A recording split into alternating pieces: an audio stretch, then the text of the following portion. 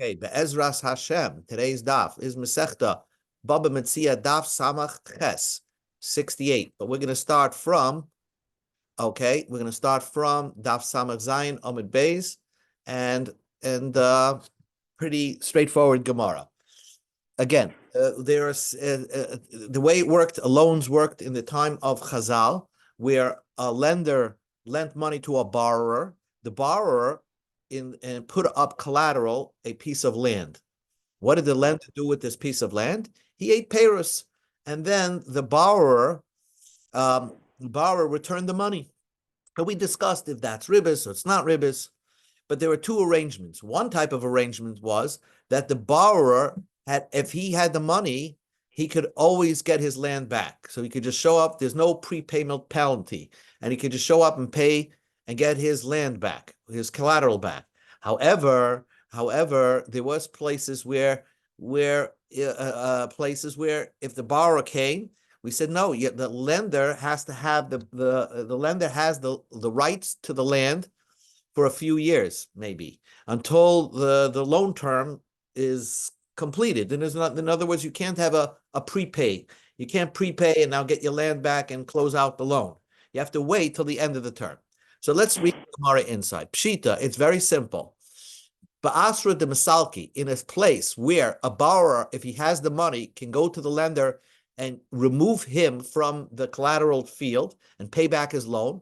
Va'amar, but the lender said, Loi mistalakna, I'm lending you the money on the condition that you can never remove me from the field. So if the loan, let's say, is a 7-year loan, the lender could put in a prepay penalty, say you cannot remove me from the field, the collateral, till after 7 years. 7 years has to pass for this loan.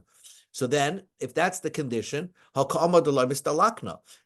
was the condition. And the lender said, you cannot remove me from the field. Ella, but what about if the borrower has conditions? So how could a borrower have conditions? Let's say in a city that the lender has the full rights and the borrower cannot remove the lender from the field. But the lender says, the borrower says, Mistalakna, I want to have a right to be able to remove you from the field. So basically, the borrower wants to put a clause not in the contract, but a verbal understanding that if he has the money early, he wants to have the right to pay the loan and remove the lender off his collateralized field. So if you make this verbal commitment, do you have to have an actual kinyan to fortify the deal, to make it strong, or not? Or just the verbal is enough that they both have to honor that commitment. So, sometimes when you make a commitment, it's not enough to have a verbal agreement. You have to make a kinyan. Like, you want to sell your chametz, you just don't go to the rabbi and says, I'm selling you my chametz. You have to make a kinyan with the rabbi. So same thing over here. If the borrower wants to make a extra verbal commitment, a verbal advantage, basically, and he wants to have something in there that gives him the right to pay back the loan early, do you have to have a kinyan for that? So Rav Papa says you don't, and Rav Sheshes says you do. The halach is you have to have a kinyan there. A verbal is not going to be enough. Now, let's say the borrower says, he tells the lender, stop eating from my field. The ISIS says, I'm going right now home and bringing you the money to pay the loan. So then, at that moment, the lender cannot eat anymore from the field because the borrower said, I'm coming back with money. Better stop eating from my field. If the borrower said, well, I'm going to start arranging to get money to pay you back. I don't have it yet. So Ravina says, the lender could still eat because the borrower didn't have the money yet. So the lender could still be eating from the field. The lender should stop eating from the field because you see that the borrower has intention to come up with the back. The halach is that the lender has to stop eating from that field. Says the Gemara. Now, let's say, again, we had this yesterday, but let's review. If the lender is eating from the collateralized field, So it could be ribis because he's getting his loan payment back. And during this time, he's enjoying the borrower's field, eating fruits off the field. So there were certain stipulations where you had to deduct from the loan. If you deducted from the loan that the loan doesn't have to be fully paid back, that's for each year that you're eating from the field, that will move away, that will ameliorate the ribis issue. Because but sometimes what could happen is that let's say you have $100,000 loan, and each year that the lender is eating from the field, he says, I'm going to deduct $5,000 from the field because I'm eating pears. It could be that year there was a bumper crop and he ate $15,000 worth of pears, and yet he only deducted $5,000 off the principal of the loan. That is not considered ribis, but some people were machmir on that and said no, because it could lead to that they wouldn't have even that kind of arrangement. So therefore, the Gemara says, Rav Kahana, Rav Papa, Rav Ashi, those great Amoraim, loy achli, they wouldn't eat benachyaisa even by having a deduction off the principal of the loan. They would not eat from the fruits of the fields that was the collateralized in their possessions. In other words, they lent money to people, and they got karka as collateral. They would not deduct anything. They would eat from the field and deduct the principal on a set amount. Only they would eat from the field, but they would actually tally up exactly what they ate from the field and then deduct from the principal. Rabbi Yina would eat and deduct from the field a set amount, even though it's possible that he ate more and he deducted only less from the principal amount that was due. Marzutra says, "My tama demanda och benachyaisa." What is the reason Ravina ate with deducting from the field? Why isn't it could be lead to ribis, because you're only deducting a little bit off the principal amount. I mean, the possibility could be that you're eating much more fruit than that value that you're deducting. So the Gemara says, "Midi avid steichuza lav afagav dechocha perituva amar achmana." We go to Amar Aleph Samaches kaparak lebaba zuze hachinami loishna. You find this concept in the Torah where the Torah allows you. The Torah says if someone donated a field to Hegdish and somebody else was paid to the Hegdish, so if each year that he basically could only use he could only use the field to yovel, yet he pays Hegdish just a little bit amount, and most likely he's going to eat more fruits off that field. So since we find this concept in the Torah, so maybe we could apply it to a loan. So the Gemara says no. Man the asa, the one that says it's also amalach stay akuza hegdishi, berachmana oikmia apidyon. The one that says it's aser is because a stay akuza is hegdish, and on that, then the Torah gives you a leniency. But hacha over here, halvahi umechse keribis. Here it's a loan. It looks like ribis. Because again, if I have a right to eat from that collateralized field fruits, and I say, okay, each year that I'm eating from the field, I'm going to deduct $5,000, but could be $15,000 worth of fruit, and I enjoyed that, and I'm still getting my loan back, the loan money that I have outstanding back, so I have extra stuff that I benefited, so it looks like ribis. So that's why that opinion would hold. That kind of arrangement is asar. New Gemara. Amar Ravasi said, Amali Sabin the Masim Chasi, the old people Masim Chasi told me, Stam Mashkanta, when you collateralize a field, if a borrower says, here's my field as collateral for the loan, so how long does the lender have the right to use that field? Minimum is shata is a year. And even if it's a type of field, even if it's a type of loan arrangement where the borrower has a right to prepay that loan, once the karka is collateralized, we have to give the lender the right to enjoy that field for at least a year.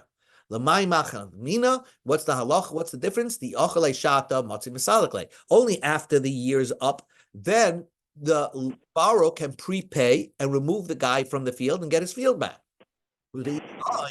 But if he did not have enjoy that field for a year, loy matzi misalekle, then he cannot remove the then he cannot remove the lender from the field.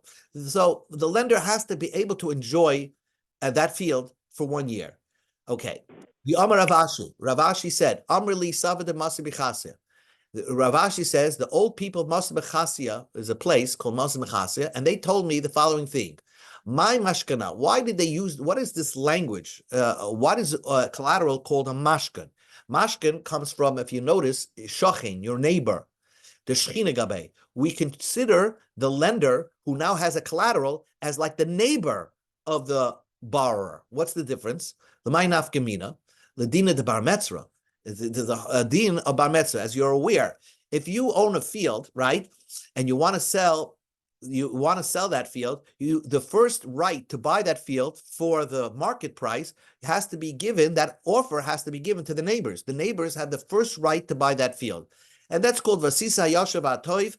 A person should be good and not try to sell it to an outsider. Ask your neighbor if he wants it, and if he wants to pay the market price, you should sell it to him first.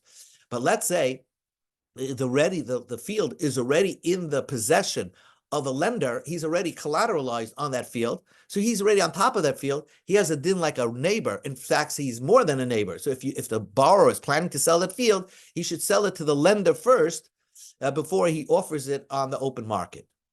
Amar Rava said, Leis Hilkasa, the halacha in ribis is loy kitashi papinai, veloy kitshitri mechazanai, veloy kichachirai nashoi. These following arrangements, these three arrangements, we don't paskin that these are permitted because there's a problem of ribis. So the Gemara explains, Kitashi Papanai is Kitashi Rapapa.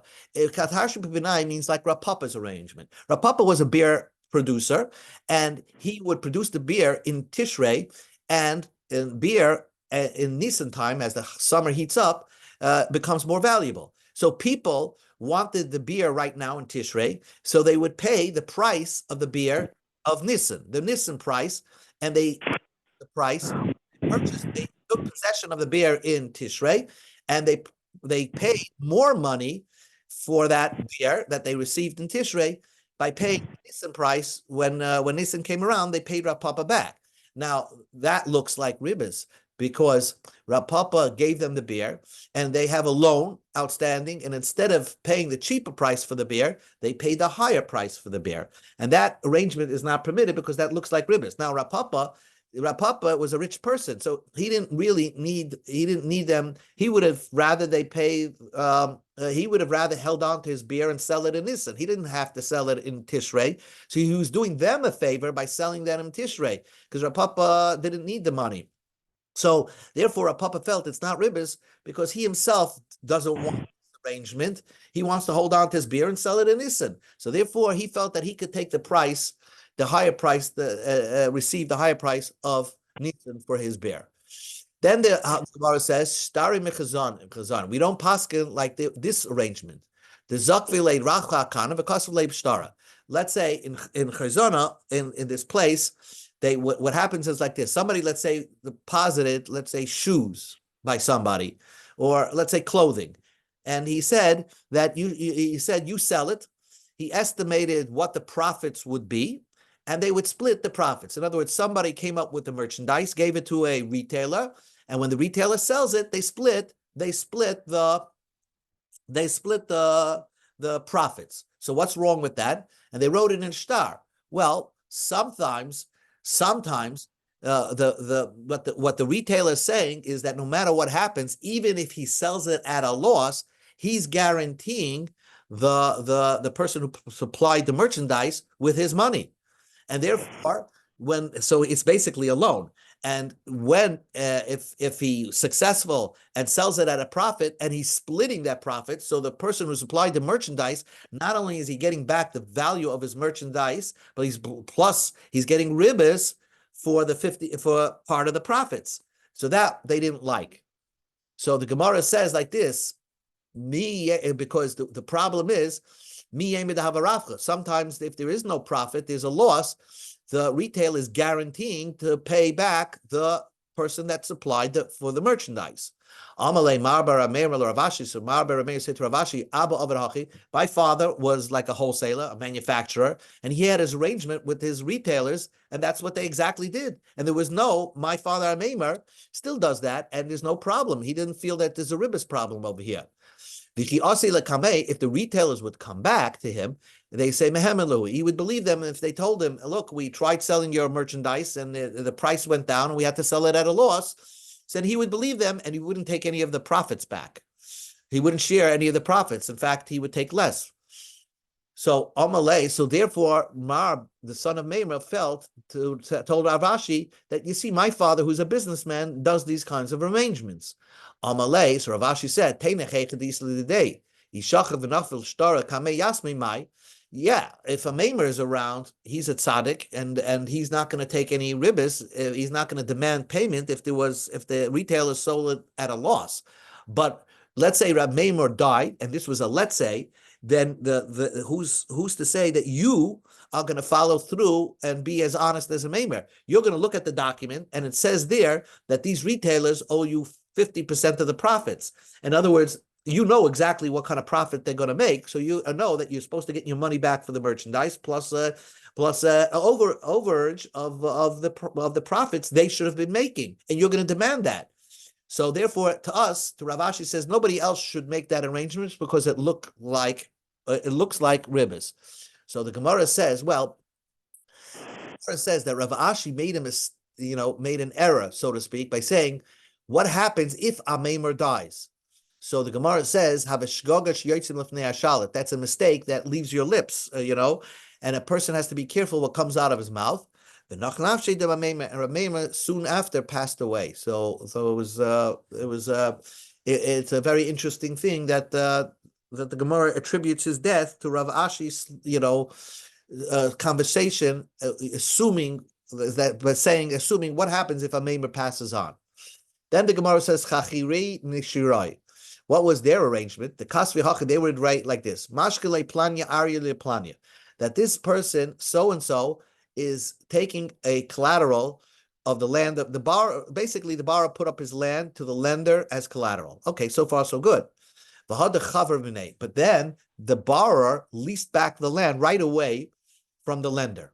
So basically, he's now the borrower is going to pay back his loan. Plus, he paid a rental fee basically for his land to use the collateralized land. So that they don't like such arrangements because Amos Kanye Dakniale. When is it the lender's field that he now has the right to lease it to somebody else? He didn't even take possession of this field, and right away he's almost guaranteed from the borrower not only the loan payment but also a lease rental for the collateralized field. So that looks like ribbis. He's getting too much money back for his loan. So but nowadays the chikas v'hachi, they write it this way: Kanye. That really, if the lender held on to the field for, let's say, 3 years, then he has the right to release it back to the borrower. That's what the arrangement is saying. So it doesn't mean that the borrower can lease back the field right away. The borrower borrows the money, and then he puts up his field as collateral.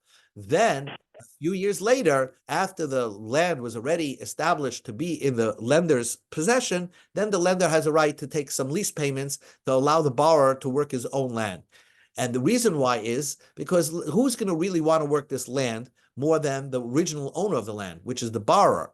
And therefore, it's hard to find a lease arrangement with anybody else but the borrower. So, and that we allow this. We see this, that if it would close the capital markets if we didn't allow lenders this kind of arrangements to do with their borrowers. So Shapi Dami, that's good.